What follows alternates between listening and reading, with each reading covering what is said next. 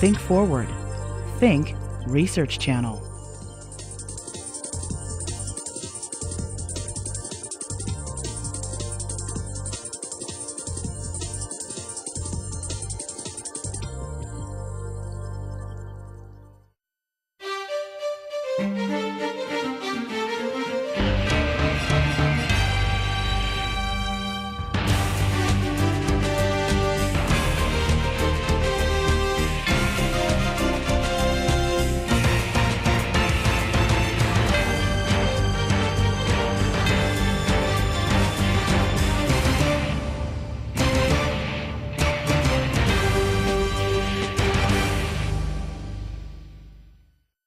I got in journalism during the Stone Age of broadcast journalism, actually at the very beginning. I grew up in a very working class family in South Dakota. My dad dropped out of school in the 3rd grade to go to work during the Great Depression. And my mother, who should have gone to college, but they couldn't afford it, she got out of high school at age 16 and wanted to be a journalist. So as we moved from town to town to town, my mother was kind of my unofficial editor. She worked at the post office, which is a great place in small towns to know what's going on. And every night she would kind of come home and give us a verbal account of what had happened in town that day. And I've always cited that as the beginning of my interest in journalism, because it was the important, the trivial, the merely interesting, the human interest kinds of stories that she would bring. And then when I was a freshman in high school in a very small town, I was one of the 2 or 3 principal writers of the school newspaper. And then I got a big break. I moved to the big town of Yankton, South Dakota, population 10,000. They had 2 radio stations and a daily newspaper, and a pretty good high school newspaper. And it was there that I began to think boldly, maybe this is how I can make a living as a journalist. I was writing for the papers. I was on radio nights during the summer and on weekends and after basketball practice and football practice during the fall. You're reading the news and kind of keeping track of what was going on. I went off to college. I was a political science major and a history minor. Continued to work in television news and to freelance write for newspapers in the Midwest like the Minneapolis Tribune and the Sioux City Journal and so on. No one in my group of friends was interested in doing what I was doing. They were all going to become lawyers and doctors and go to work for IBM and for big corporations. That was the way of the 1950s. So I got a job when I was a sophomore in college at a real television station in a real newsroom and commuted back and forth to the University of South Dakota, and had a very good mentor there. And by the time I got out of college and was ready to begin what passes for the real world, I got a job in Omaha. Again, for a very smart, fundamentalist kind of guy in journalism who made me go out and cover the cop beat and fires and political scandals. And then as I would continue to do better, he'd give me a little more range to go throughout the Midwest and cover political stories. And I got a big break in 1965. I was 25 years old, and I was hired to be the 11 o'clock anchorman in Atlanta, Georgia, just when all hell was breaking loose in the South. It was at the height of the civil rights movement. Spent a year there, and then went from there here. Got hired by NBC to come to Los Angeles. And in those days, you had kind of a dual role. You worked for KNBC and also as an NBC correspondent. So I would chase stories all day and all night and on weekends as well for both the network and the local station, and then anchor on the weekends at the beginning, and then I became a regular anchor in 1968 and continued to do network reporting.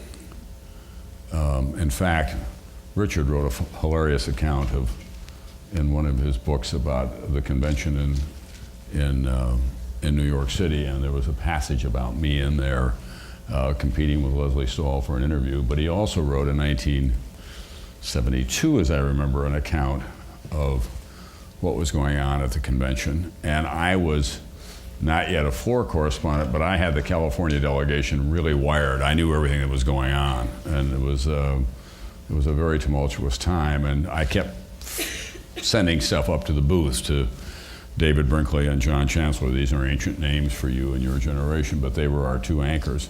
And they would use my name and give me credit for it. And at the end of the convention, John Chancellor came to me and said, Tom, it's time for you to give up the good life in Southern California and move east and become a grown-up. So I went off to become the White House correspondent and got there in time for Watergate, one of the great journalistic stories in American history, frankly.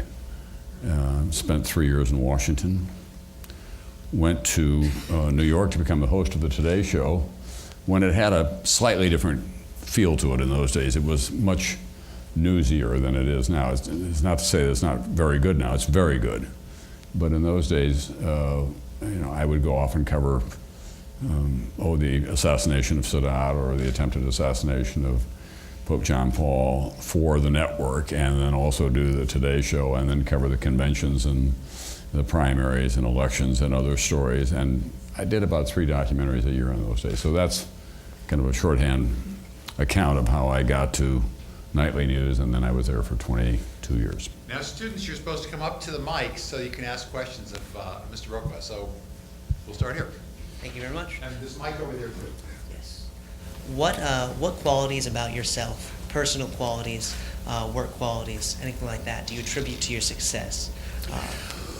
Curiosity, I think, is a huge quality. It's built into my DNA. I was always a kid who was turning over rocks trying to find out what was going on beneath them. Interested in what was going on in the communities where I lived, and then eager to share what I knew with other people. So I think curiosity is a big piece of it. I think to be a journalist as well and to be successful at it, you have to have certain passions. For me, a continuing passion in American life has been race, about how we deal with it, how we live together in this immigrant nation. I look out across this audience and see all the various hues of ethnicity that are represented here. And as someone who grew up in an all-white environment on the Great Plains, but in very modest, to put it politely, circumstances, I was very conscious of the fact that I got to where I was in part because I was white. If I had been a couple of shades darker in my pigmentation, I wouldn't have gotten the breaks that I did. I just wouldn't at my time. And I always thought that that was so fundamentally unfair, and I was always intrigued by it, about what it's like to be inside a darker skin looking out and trying to find your way through society. And I think it's still a big piece of who we are. The other big drive for me was American politics. I was a junkie from the time my mother woke me up to tell me that Harry Truman had won in 1948, and I was 8 years old. And I became utterly, endlessly fascinated with the process of how we choose our leaders. And it doesn't make any difference to me whether it's at the presidential level or at the county commission level. I'm interested in that process, and I continue to be. Hi, Mr. Brokaw. I was wondering if you can comment on the current state of the news media, in particular the blogosphere, how you feel it has impacted the state of About the media. the current state of the news media now? Yeah, exactly. Well, I think sometimes people concentrate only on the lowest common denominator, and that's unfair. One of the things that I remind people is that this is a two-way street, this business of reporting and disseminating news, and you receiving it, digesting it. There are so many more choices now than there were when I was growing up. When I was a young man, we had Huntley and Brinkley on NBC and Walter Cronkite on CBS in the evening, and no ABC News, and no cable. I had a daily newspaper in my hometown that wasn't terrific, and it came out late in the afternoon, and I'd have to wait for it. Now, if I were living in that town, even under those same modest circumstances, I'd probably have a computer and probably be online, and I could get up in the morning and access New York Times, the BBC.com, Financial News, Wall Street Journal. I could check out my local newspaper as well if it hadn't been delivered yet. I could say, Today Show, Don Imus, Good Morning America, CBS Morning News, a lot of little Fox News. I could go to C-SPAN and see a debate that had happened the day before. There's an enormous variety of stuff out there. Sometimes it seems they're all trying to get through the same door. But if you're aggressive as a viewer or as a consumer, you can have a very rich diet of news and information from which to choose. Is there too much Nicole Smith on cable? Yes. Yes. There is. On the other hand, they've got 24/7 to fill, and they'll say to you, okay, I know you feel that we should be above this. Look at the ratings. They go up. So that's part of the two-way compact. Viewers also have a responsibility, it seems to me. I wish there were more imagination in how they fill the cable networks, especially. I understand the frustrations. They've just got to produce a truck every 8 minutes. And so whatever truck comes down the road, they put it out there. Thank you for coming. What was the most difficult story you had to cover during your career? Well, the hardest, I break this down into two parts. The hardest single day I ever had was 9/11. No question about that. That was wholly unexpected. We're still dealing with the consequences of it now as it plays out.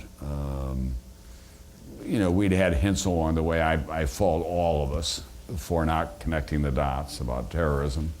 It kept marching closer to us. We had the coal blown up off Yemen, a U.S. warship. We had our embassies attacked. We had Americans that's killed in the Khobar Towers in Saudi Arabia. And in our own American naivete, we always thought, well, it won't happen to us. It won't happen here. And whatever else you think of the terrorists, they were very imaginative in how they attacked us. And no one had anticipated that. So that was the single hardest day I ever had. I think that's a story that, because of where we are now in life, does not get enough attention that happened not so long ago, relatively speaking, about the time that most of you were born, was the collapse of communism, effectively. The dissolution of the Soviet Empire was a very big deal, a very big deal. And one of the too seldom remarked upon developments of the late part of the 20th century is that we have a lot more democracy around the world than we had in 1987. Eastern Europe, the various stands, Kazakhstan, it's imperfect, but people are making more choices about their destiny and destination. Central America, South America. So there have been some profound changes in terms of people making decisions about their lives.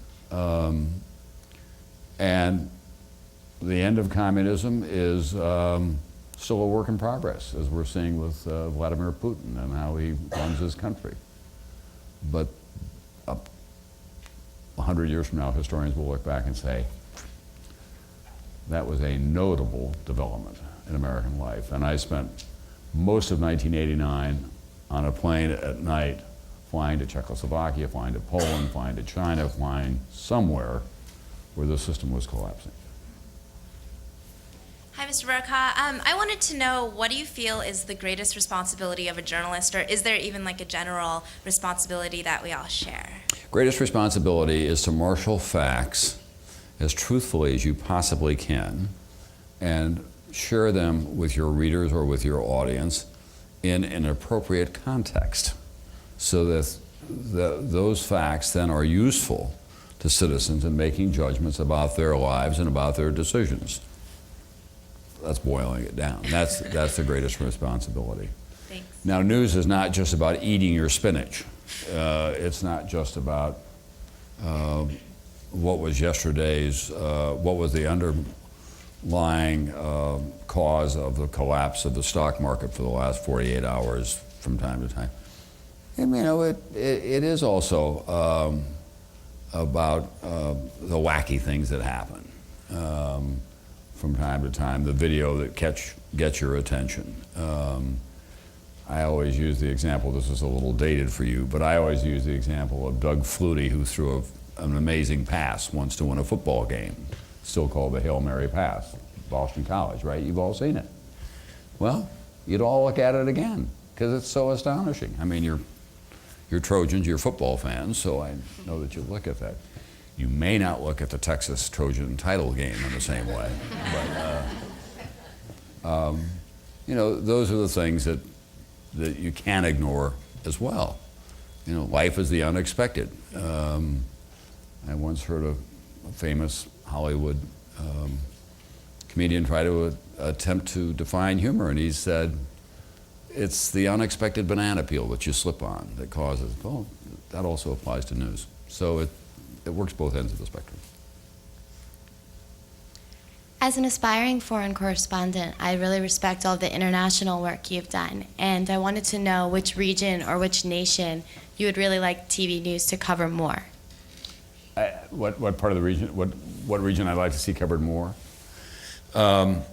Central and South America, I think. I think, obviously, it has a huge impact on this country culturally. There have been profound changes down there. You know, we're seeing in South America, especially in Bolivia and Venezuela, to a much lesser degree in Chile, a move to the left a little bit. What does that mean? What are the people trying to say?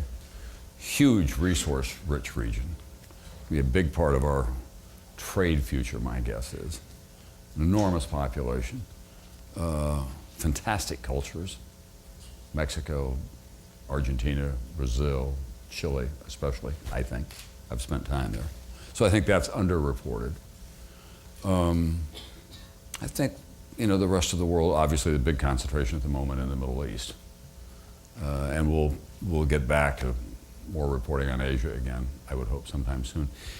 I would like to take a moment, if I can, and tell you how to become a foreign correspondent. And That'd be great. I have a role model for you. And it comes to mind in part because I just spent part of the weekend with him.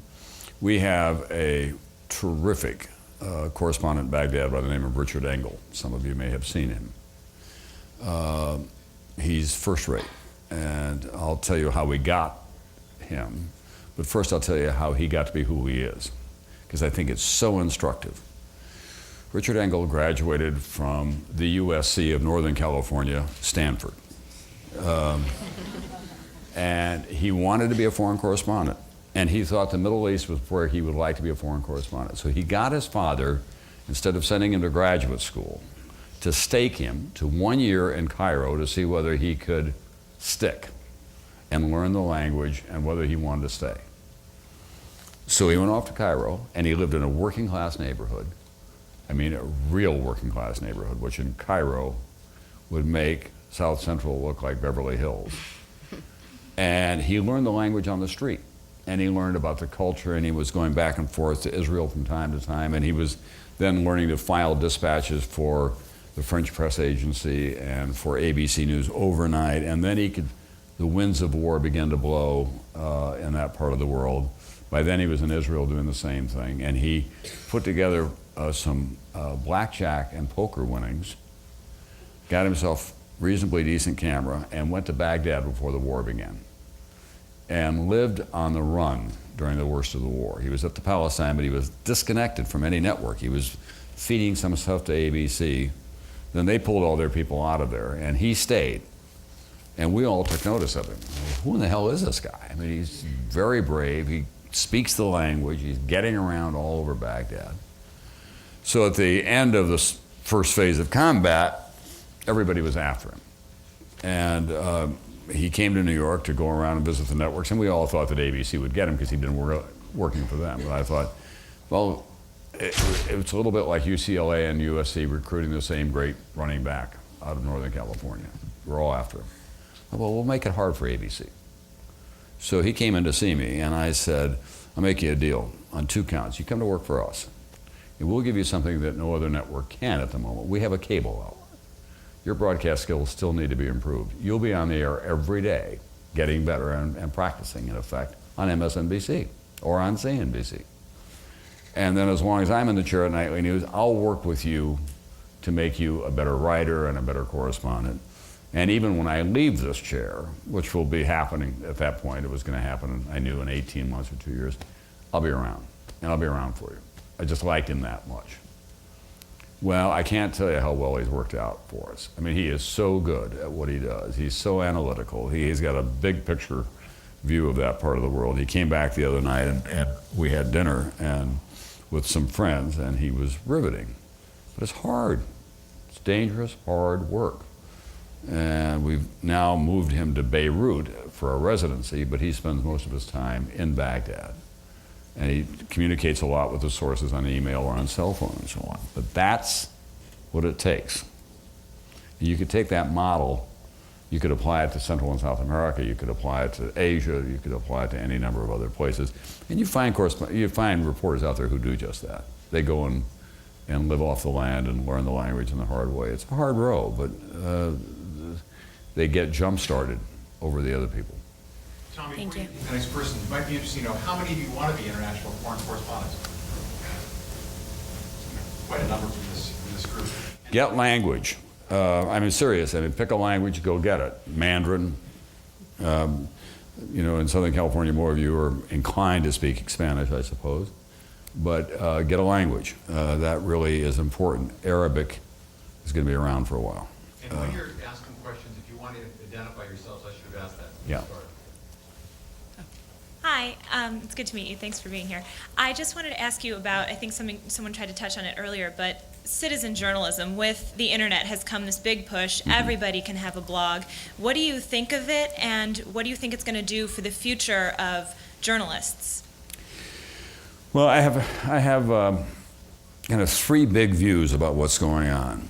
I'll begin with what I would describe as my macro view of what's going on. My macro view of what's going on in journalism is that we know that the universe, the physical universe in which we live and exist, creationists have had some difficulty with this. We know that this universe, however, based on the best science available, was created by what they call the Big Bang.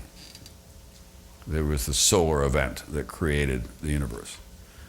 In our universe, there's another Big Bang, and it's still underway.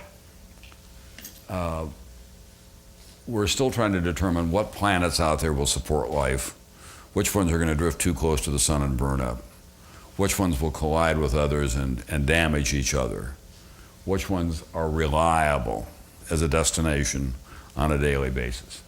And it's fairly chaotic at the moment in this new universe of news and information technology.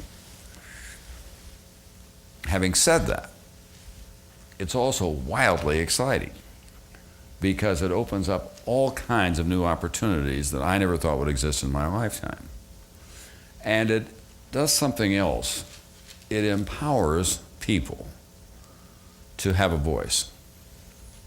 For most of my journalistic career, and Dean Collins and Richard Reeves, it's been, we talk, you listen.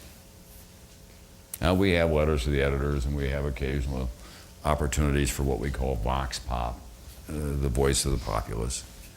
But by and large, it's been a one-way street. Now, especially in a rich culture like this country has, there are some opportunities for other voices to be heard. They're mostly voices that are commenting on things. Some of them are just transmission of information, but mostly it's the bloggers or people who've got something to say.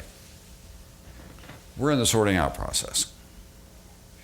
We'll figure out who we want to read or listen to, who's reliable over time. The danger in the meantime is that there will be a lot of people who do more than mischief, who want to do something really malicious and damaging to a political candidate or to a consumer item of some kind or to a personal reputation of somebody in the entertainment business or even in the news business. And it's very difficult to monitor. But by and large, I'm not hyperventilating about it.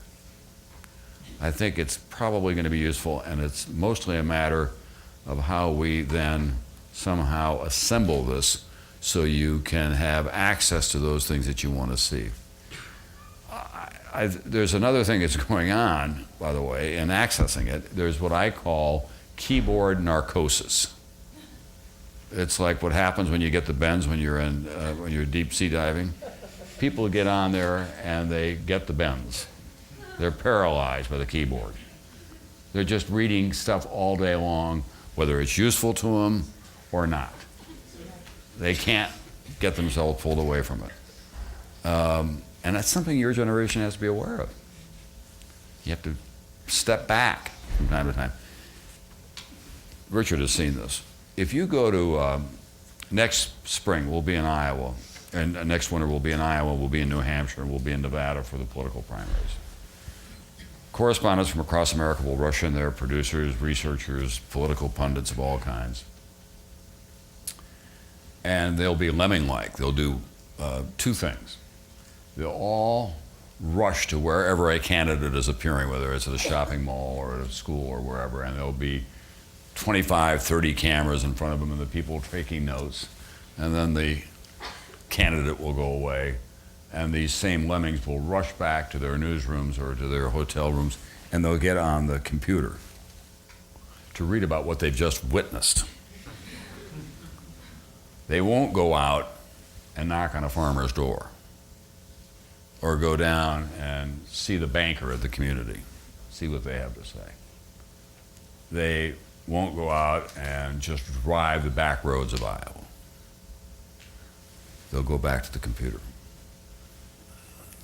That's a bit of a danger. If it were left to me, I'd probably put a time limit on how much time people could spend at their computer. It's a long way of getting to your Thank Tom, you. before the next question, it's 5 o'clock, but I think everybody would love to continue this for a while. So if anybody has to go, I don't think Tom, none of us will be offended if you have to go. But let's keep this going for another 15 or 20 minutes if we can. Hello, my name is Andrew McGregor. In terms of citizen journalism, I'm starting an organization to teach citizen journalism in East Africa this summer in order to give greater exposure to that region. What should I look for in terms of moral characteristics of You're going to do this in East Africa? Yes. One of the problems you're going to have is that is their access to outlets. Think radio. We are, yeah. Okay. It's photojournalism and radio Yeah, right I mean now. that's where the action is going to be. Go and listen. Hear what they have to say. You're going to be, I promise you, astonished at the level of sophistication of their understanding of their own lives and what they have been through and where they need to get to. And the oral tradition is very strong there in the villages and on the streets and so on. And I think two things for East Africa. I've just gotten back from Rwanda, by the way. I would say to people, and as a kind of big premise, how can we live together? That's a big journalistic question in East Africa. How are we going to find a future together with the genocide that is still going on in the Congo, for example, the genocide that we were witness to in Rwanda, with the difficulties in northern Uganda? Those are the issues that those people are trying to work their way through. And what you want to do is to make them think about that, or help them think about it. You don't have to make them think about it, because they're thinking about it. Because reconciliation and unification are going to be the twin themes of East Africa for the foreseeable future. That help? Thank you. Okay. Hi, I'm Amy Tenowich. I'm a second-year grad student. I'm wondering, what is the funniest thing that was sort of unexpected that happened while you were doing an interview or out reporting? Well, there are a lot of funny things that happen along the way. One of the most notable for me is that I, through felicitous set of circumstances. I was the only reporter really in the world at the Berlin Wall the night that it came down who had access to a satellite. There were a lot of reporters there, but they couldn't get their story out. We were there. We had picture and sound and all the emotion of it going on right behind me at the Brandenburg Gate. And there were two funny things that happened. This all happened in a rush. It was unexpected that the GDR was so, the German Democratic Republic was in such chaos that they let this announcement out without knowing what the consequences of it were going to be. So it gets broadcast across East Germany at about 4 in the afternoon or 5 in the afternoon. The guards at the wall don't know what to do. They've been shooting people up to this point. Now suddenly they're told they've got to let people out. They think, they're not sure. Big pressure on NBC. We're there. We're the only ones there. I rush back to the hotel. We've got a little tiny couple of rooms there that we're trying to put nightly news together, talking on the phone to New York, saying we're in the middle of a historic story here, and we've got the satellite. Everything's gonna be okay. One of our London bureau colleagues was there as well, kind of doing the logistics of it all, making sure the satellite was in place, making sure I could get out that the lighting was done, and so on. She came in to me at 5:15 New York time, pretty late in Berlin. It's now midnight or whatever it was, and says, we're all set at the Brandenburg Gate, but we got a terrible problem. There's a huge crowd out there. They've swarmed all over the wall. I'm going to get security and clear them away.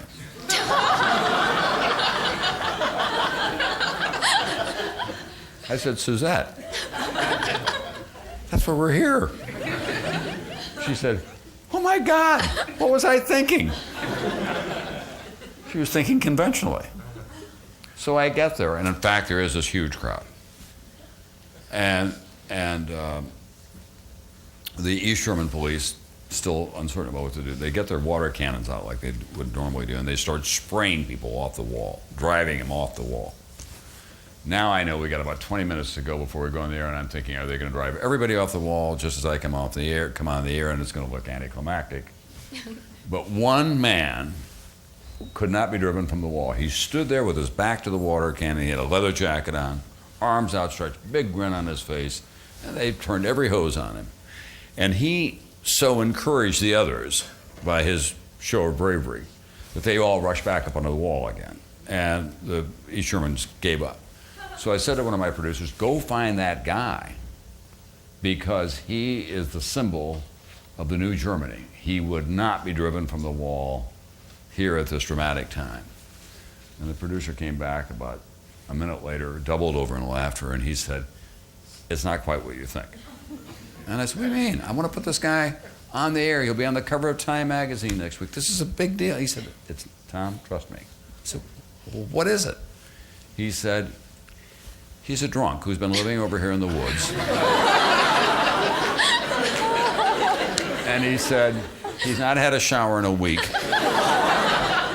And he was just grateful to be hosed down a little bit. He has no idea what this is all about. Tom, Amy was the last winner that Art Buchwald will have known of the Art Buchwald Prize for humor reporting. Oh, great. Monday, his memorial service is Monday in Washington. He was a dear friend. Yeah. I'll tell you another funny thing that happened. It has to do with, I've got a Buchwald thing to tell you, okay?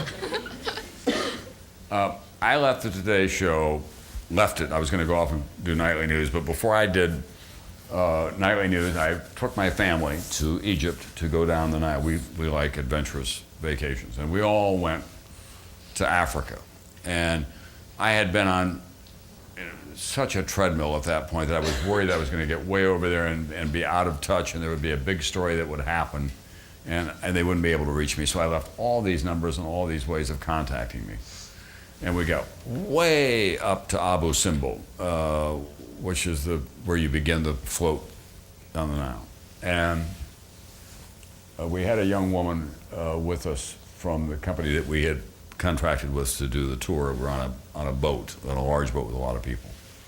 She was a young Egyptian, and she was very earnest and very good at what she did, but she one day I was in our little cabin, and there was a frantic knock at the door, and I opened the door, and there she was, wrapped in a towel, showered, just run out of the shower, her hair was wet. She said, "Mr. Tom, there's a message for you, and we have to get it, but to get it, I've got to send a man on a donkey down to this place, and then the man on the donkey will have to get somebody in a boat to take him across the river, and we'll get them at," and it's very, very important because they've been calling from the Cairo Military Affairs Office. They're thinking about maybe you have to get a helicopter to get by. Oh my God, what's happened?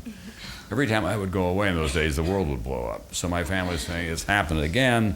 I sit down, I wait nervously. She comes running in an hour and a half later with this enormous roll of telex paper, which in those days it would print out.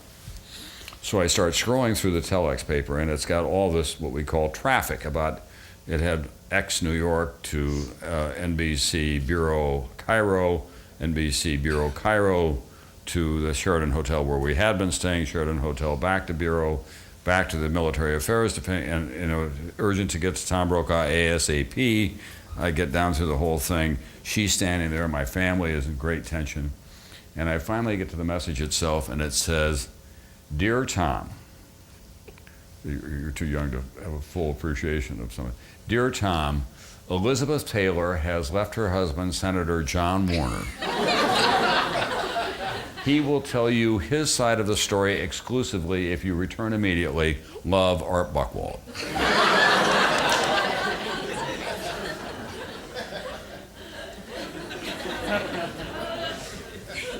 Hi, Mr. Brokaw. My name is Jacqueline Cook, and I'm a freshman in the Annenberg School. And I was wondering, how do you feel about the rise of tabloid journalism and television stations like... How I feel about what?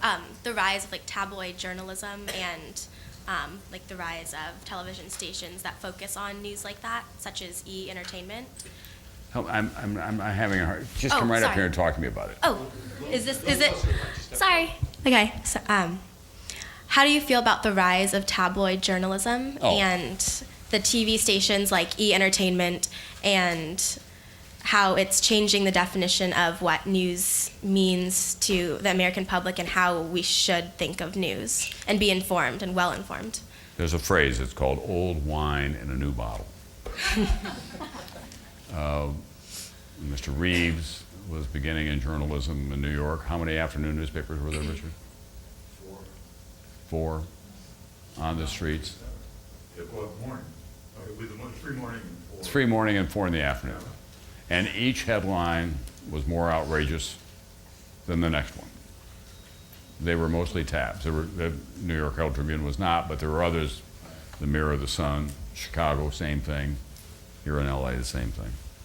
Still with New York Post. Pardon me? New York Post today. New York Post today. And it's a popular form of journalism.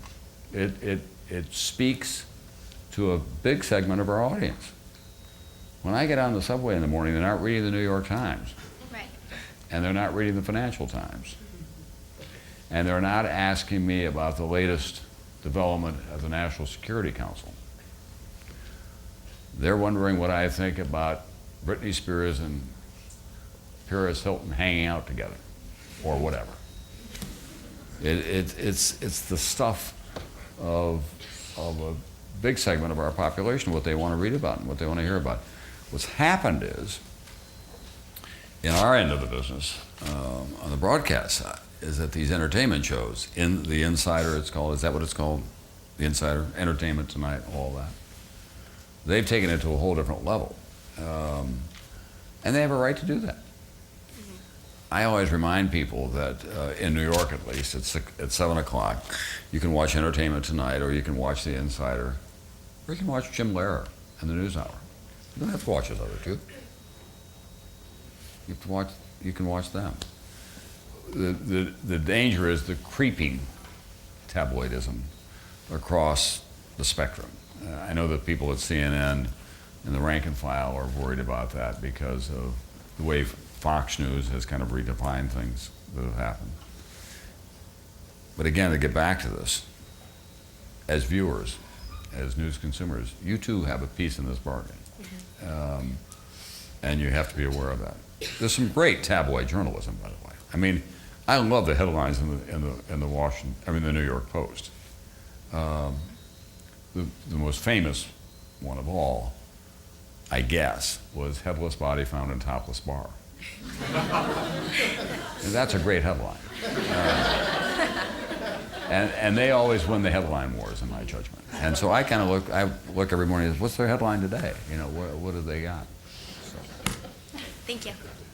I was curious, could you talk a little bit about the role you think journalism, particularly broadcast journalism, plays in a functioning democracy, and how news producers can maybe push back against some of the pressure to produce this kind of tabloid material at the expense of perhaps more quote-unquote serious material? Well, I honestly think that if you look at the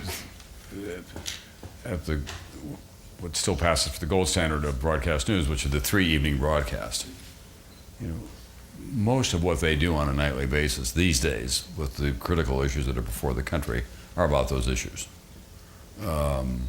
They're about the war, about the debate, who's telling the truth, who isn't. A recent good example is what happened at Walter Reed. The Washington Post broke that story, but the networks waded into it as well. They certainly were critically important during Katrina and have continued to be. When I began, we were talking about this at lunch today, when I began in broadcast journalism at the network level, there were really only the 2 outlets, CBS and NBC. We were a duopoly. We didn't have to ask you what you wanted to hear or what you were interested in. We put on what was in our best judgment about what was important to you. And sometimes it was pretty narrowly cast because all the people making decisions were white middle-aged men who lived on the Eastern Seaboard.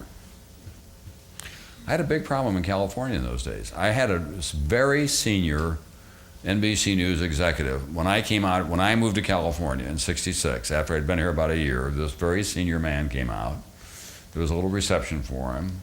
And he said, how are you getting along out here? And I said, I love it because it's so much different than the cliche, the stereotype of California, in terms of what people are interested in, the kinds of people that I've met, the culture and the... He said, I don't want to hear that. I want the kooky stuff. That's what California is. That's what I want. I remember when Richard first arrived in California. He came out as a reporter, and it was at the bistro. It was a reception for Kay Graham, wasn't it? Did you? Is that what it was? No, it was for Charlie Goodell. Charlie Goodell, right. It was a congressman who was thinking about running for president. Yeah. He was taking Bobby's place. Right, and he was the senator. And I remember Richard had kind of an arched eyebrow view of California at that time. And I always knew that once you get them across the border, then we own them. They come out and they see a whole different dimension to it. That's an issue, and it still is an issue. I believe the biggest political story in America today is in the Rocky Mountain West and the Southwest. That's where I think the next presidential election will be settled. And it will be settled on a lot of issues that are not getting enough attention. Illegal immigration is one of them. It gets kind of a little attention from time to time, but if you go to Colorado and Arizona and now to Texas, that is a radioactive issue. And people have gotten terribly polarized by it. And they don't want to listen to other points of view. Moreover, the demographics in the West are changing enormously. You go to Utah, arguably our most conservative western state, but there's big California outmigration to Utah now. That's going to change the politics. They've got a very liberal mayor of Salt Lake City who's defying a lot of the Mormon culture there. This is going to have a big effect on the kinds of leaders that we pick and who wins and who loses. That's not getting enough attention. This is going to be our last question. Okay. Hi, my name's Kara Veit. I was just want to know your opinion of how Katie Couric has handled the role of being the first female anchor. Yeah. I wanted to know your opinion of how Katie Couric has handled the role of being the first female anchor. Do you think she's helped and made a breakthrough, or perhaps made it harder for female journalists to be taken seriously? Well, I don't think she's made it harder. I think she's struggling. I think that's evident. I don't think it's because she's a girl. I think it's because, look, I've known Katie a long time. She's extremely gifted at what she does. And when she called to say that she was going to go do this, I wasn't surprised. None of us were. We've been hearing this for some time and all the indications. And I said, Katie, it's a dive off the high board. And she said, does that mean you think I'm going to crash and burn? I said, no, it's just different. I've done both shows, the Today Show and Nightly News, and it's just different. The expectations are different. When I first began as a nightly news anchor, I looked like I was about 17, and I was actually 30, whatever I was 40. But I looked young. And I had a hard time.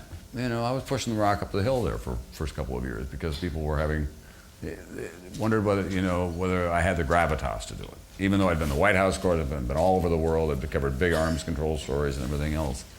And it took me a while to find my place there. I don't think that this means that we won't I think we will have female anchors. I think that this is a big breakthrough that will last. I think the larger issue is for the evening news, can it survive as a form against the internet and the expanded local news programs? You know, I come out to California and they're 3 hours behind, obviously. This broadcast was produced an hour ago in New York. You won't see it until 6:30. So do the people in the West feel connected to the idea that they've got to go watch the evening news? And there's been a diminution of audience along the way. They are still delivering boatloads of people, but that's the big issue. And how you marry the traditional evening news broadcast to the new form of the internet is going to be a big, big challenge.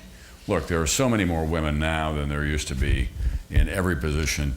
Let me just end by saying one thing, which is that for every job on the air,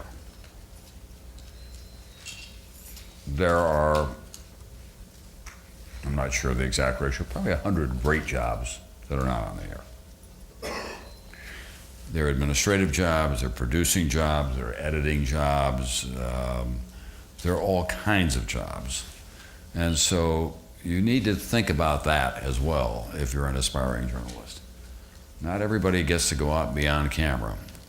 And even those who do, you know, sometimes it's a fairly perilous decision because there are no job guarantees. You have greater security, greater flexibility in a lot of ways if you're behind the scenes, and in many news operations, on the broadcast side at least, the producers do a lot of the most important work. And if you're looking for a skill that will serve you well, whatever you want to do, learn to write. Write well.